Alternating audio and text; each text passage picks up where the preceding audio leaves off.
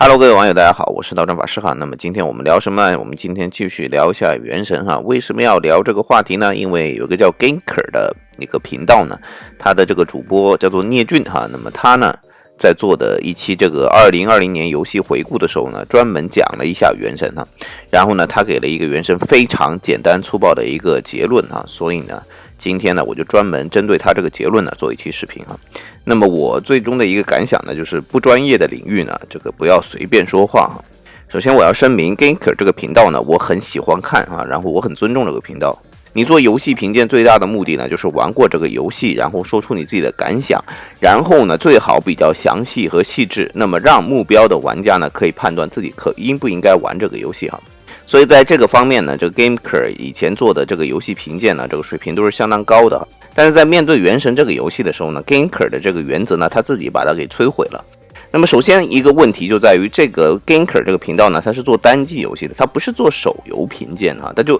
从来没有讲过任何一个手游。在他们的心目中呢，这个单机游戏呢是这个殿堂级别的哈，是法拉利，是劳斯莱斯，他们觉得单机游戏呢走在时代的最前列。所以他这个频道对于手游的这个营业模式和商业流水，它完全的是属于非专业水平哈。他的评鉴呢是完全没有任何参考价值的。首先我认为他这个评价有几个非常严重的问题哈。第一个呢，就是他明显没有玩原神，他就说了这个评价哈。你如果是一个普通玩家的话，你没有玩，你晕了，然后呢，你就说跟风跟人家批评原神，这个没问题。但是你是个评鉴节目啊，你既然要聊，你就要去玩一下。首先就是你只要玩上原神1个小时呢，你就会有震惊的感觉。震惊在什么地方？倒不是说它画面、剧情那些东西，而是在于它的读取时间，就是它有一个快速传送，而那个快速传送的读取时间呢是惊到我的哈，但是快的不能再快了。我个人呢玩的游戏可能不多，但是呢2D 的这个叫做虚空骑士哈 Hollow Knight， 还有一些什么足球小将啊，还有那些什么动物之森啊，就动物之森这种伪 3D 的游戏，它的读取时间呢都要比原神要多。我以前小时候玩游戏的时候呢，都已经习惯那种丝斑顺滑，但是呢后来呢，我觉得啊游戏发展的越来越复杂了，所以呢基本上这些游戏的读取时间大部分就是这个水平哈，10几20秒啊，40几秒，这个都是可以接受，等一等就看一下手机无所谓。当我已经习惯了这样的感觉的时候呢，原神这个作品呢，就是快到已经是一种飞速的状态哈。它的这个丝斑顺滑呢，不仅仅在这个读取时间上面啊，还包括它这个切换语音和文字的速度哈。你只要摁一下按键，它基本上就全部都变成了这个语言，而且呢根本就不需要退出游戏，直接在游戏里面切换就可以。你如果今天想听日语的这个配音，那么你立即就能听日语的配音。如果你今天听日语的配音听腻了，你想听英文的你想听韩语的，立即就能听韩语的哈。你以为美华游给你出了个手游，其实呢给了你一个外语学习的软件哈。是什么意思啊？对哪打哟 ？What do you mean？ 嘿嘿。不要所以呢，这个读取速度和系统的优化程度呢，可以说是各大游戏厂商，我是说那种最大的 3A 级别的游戏厂商都想要的东西。但是聂俊他感受不到，那就只能得出一个结论，就是他们根本就没有玩过这个游戏哈。他们就是随口说了一句氪金抽卡系统就是万恶之源，他们就好像觉得，哎呀，只要不是氪金抽卡系统，这个游戏就很好啊，这个单机游戏它就不邪恶啊，它就不是罪恶之源呐，只有抽卡才是坏啊，这样的东西哈，一副单机不抽卡单机就很高贵的样子。但是我告诉你，2020年出现的最大的2个宣传骗案，全部都是出在单机游戏上面。一个呢就是这个最后生还者2啊，他这个 PV 他作假，他就把那个乔尔没死，他非要把它做在 PV 里面。他为什么要这么做？因为他这个游戏开发费太贵了，他知道如果不让乔尔出现在这个 PV 里面，他这个游戏根本就卖不动。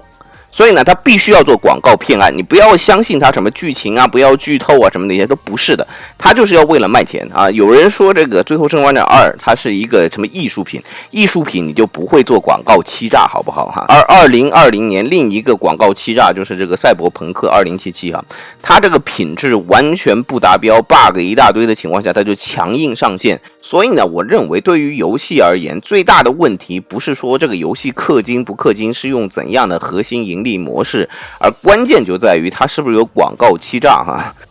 而且他说原神盈利的主要机制就是为了抽卡，那么这个呢也是不对的哈。原神的盈利核心呢是它的大小月卡哈，你只要玩原神，只要你开始微氪的话呢，你大部分都是买大小月卡，小月卡呢是每天送原石，而大月卡呢基本上呢不是以这个抽卡为核心的，它是以送材料为主的，它里面的这些摩拉，还有这个天赋素材，还有这个送的武器，这些东西呢反而是这个玩家更想要的哈。那么你只要有了这些材料呢，培养商又能省很大精力啊。那么这个盈利核心就是抽卡这个东西呢，完全是错误的哈，就是没有玩过原神的人才会说这样的话哈。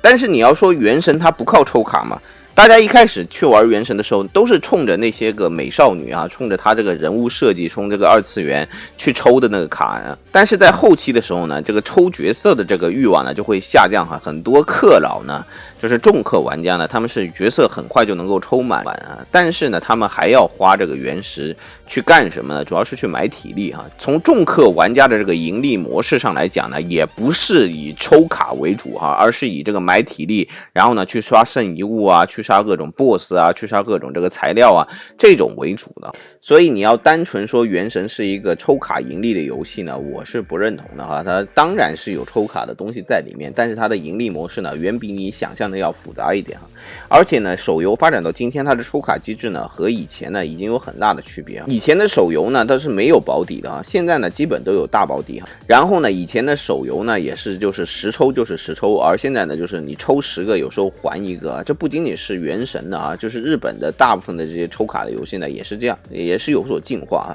而且呢，以前的抽卡游戏呢，就是说一定是强度档，就是说如果说你不抽到一个强的角色呢，有些关卡你就根本就过不去。如果说你把材料呢浪费在一些弱的角色上面之后呢，你这个游戏进度会拖慢。但是呢，原神是不一样的哈，原神它每一个人物呢都有优缺点，最强的人物呢它也有难对付的角色，那么所以呢，它每个人呢都能玩出花样。就是一开始的凯亚、丽莎和安博呢，其实呢也有专门可以应对的敌人哈。所以呢，原神抽卡并不是因为强度而去抽，强度是一个原因哈，你不会因为强度而卡关。原神抽卡呢，很多的就是源于你喜不喜欢这个角色。所以呢，如果说你买单机游戏是因为你喜欢这个厂商，比如说你喜欢顽皮狗，你喜欢这个赛博朋克的这个叫做波兰蠢驴，那么作为原神的玩家，他喜欢这个游戏里面的角色，然后甘愿为这个角色多花钱去抽卡，有什么问题呢？其实也没有问题啊，而且呢，毕竟人家是做的这么好的一个游戏哈。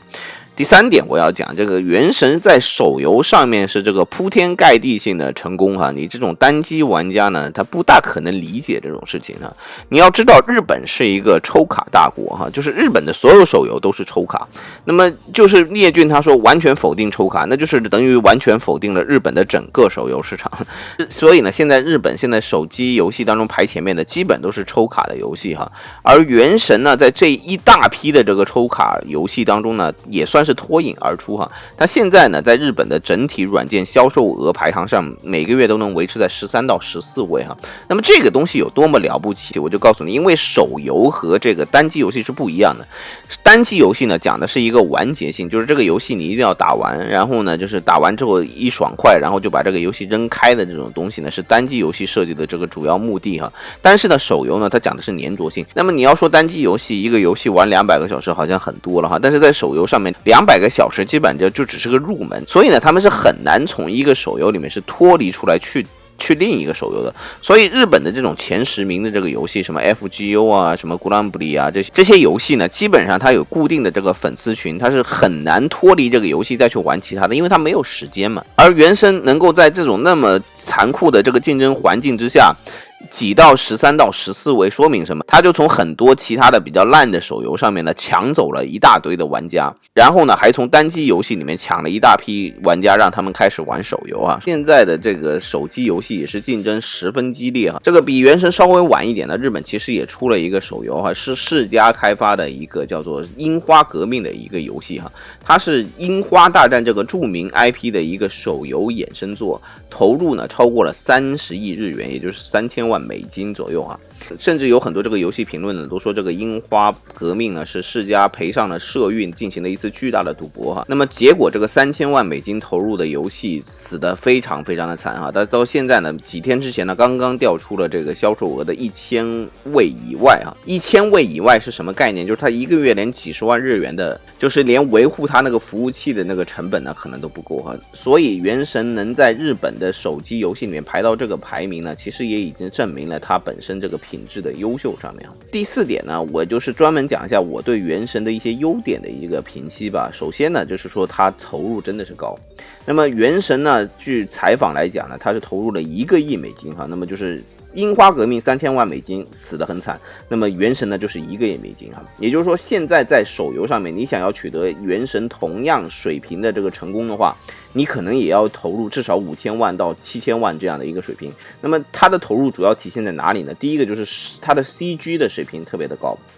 他每一个角色基本上都给他配一个 CG， 然后呢每一次更新呢他都给你加一段 CG。 那么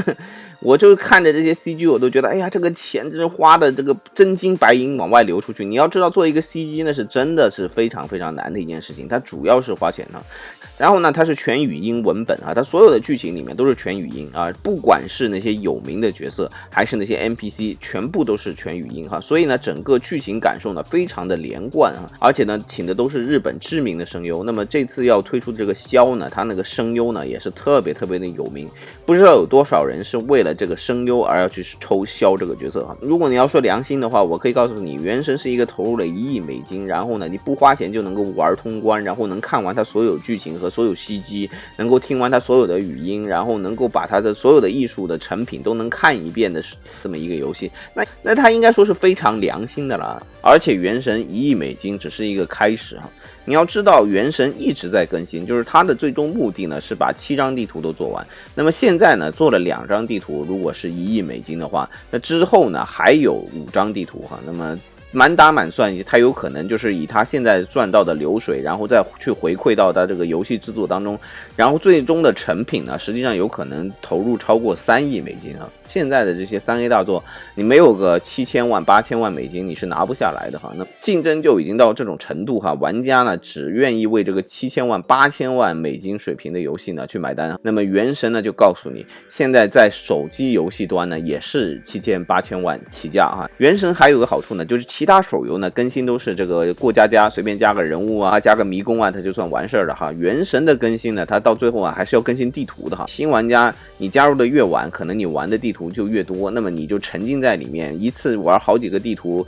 一口气不停歇的把它内容给享受的这个可能性就更大。而且呢原神也给了一个启示，就是它是一个手机和电脑端呢都可以共享数据的一个游戏。也就是说你可以先在电脑上玩，你回家你在电脑上玩的开开心心的，然后呢你上班或者是这个上学的时候呢，偷偷的拿手机出来啊玩那么一下原神哈，就去摘几个蘑菇啊，去打几个野猪啊，然后呢回家呢再在电脑上面认真的去玩。那么如果你以后要在电脑上做游戏，你会不会考虑像原神这样做？所以呢最后呢我还是想讲一句哈，这个聂俊这个频道呢，直到现在呢我才终于发现他不是热爱所有的游戏哈，他是要贬低一部分的游戏，然后把它单机游戏这个优越性给捧起来哈。果然每一个人呢都是要通过贬低一些东西呢来确立自己的优越性。但是呢这个大趋势呢你一定要认清楚哈，就是原神如果取得了这么大的成功，如果有很多大厂也在开始往手机上投入和原神同样品质的游戏的话呢，那么以后呢这个手游的粘着性外加这个单机游戏的完结性呢会完整的在手机上呈现的时候呢，